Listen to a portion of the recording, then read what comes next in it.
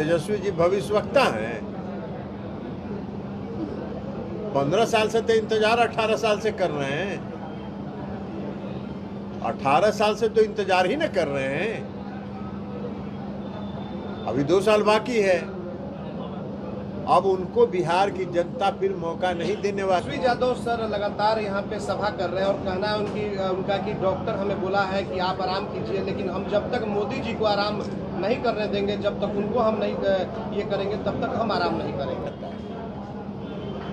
हम भी चुनाव लड़ रहे थे तो बहुत लोग बहुत तरह का बात कर रहे थे, तो कहाँ कुछ हुआ। इसलिए ये सब प्रचार करने का एक तरीका है विरोधियों का। कोई बिखराव वोट में नहीं। वो आराम इस चुनाव के बाद 4 जून के बाद वो अस्थायी तौर पर आराम करेंगे। वो 4 जून के बाद अस्थायी तौर पर आराम करेंगे। पहले बिहार में घूम रहे हैं, बहुत अच्छी बात है घूम रहे हैं, तो घूम के ये बताना चाहिए ना कि उनके पिताजी, उनकी माताजी ने भी 15 साल बिहार में शासन किया और उनके पिताजी और माताजी के समय बिहार की हालत क्या थी, बिहार में क्या स्थिति थी। कहीं रोड था क्या, कहीं बिजली थी, कोई कानून व्यवस्था था। और आज नीतीश कुमार जी के 18 साल के शासनकाल में गांव-गांव में सड़क है, गांव-गांव में बिजली चल रही है, कानून व्यवस्था दुरुस्त है। सिवान, छपरा, गोपालगंज से कोई 2 बजे रात में भी पटना जाए, कोई रोकने टोकने वाला नहीं है। और उनके पिताजी और माताजी का जब राज था तो 7 बजे शाम के बाद कोई निकलता नहीं था, घर से नहीं निकलता था 7 बजे शाम के बाद, दहशत में रहता था। तो ये बिहार के लोग नहीं भूले हैं। बिहार के लोग आज भी हैं।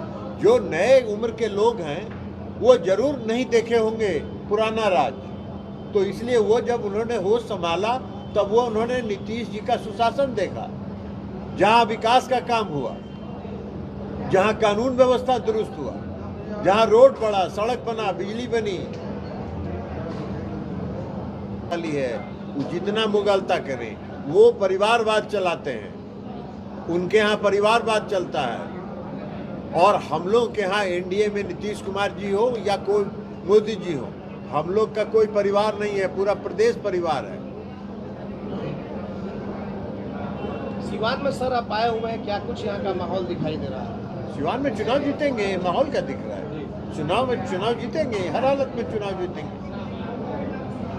चुनाव सिवान के मतदाता मन बनाए हुए हैं। ये बाजारू बात है जिसकी चर्चा आप कर रहे हैं।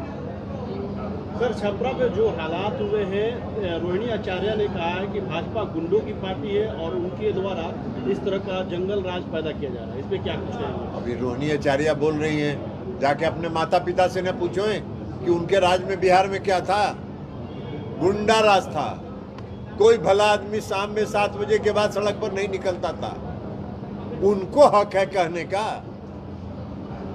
अरे अपने माता पिता से पूछें, बिहार की जनता से पूछें, बड़े बुजुर्गों से पूछें कि भाई लालू जी के और राबड़ी जी के राज में आप शाम में निकलते थे क्या घर से? बहू बेटी घर से शाम में निकलती थी? नहीं निकलती थी। आतंक था।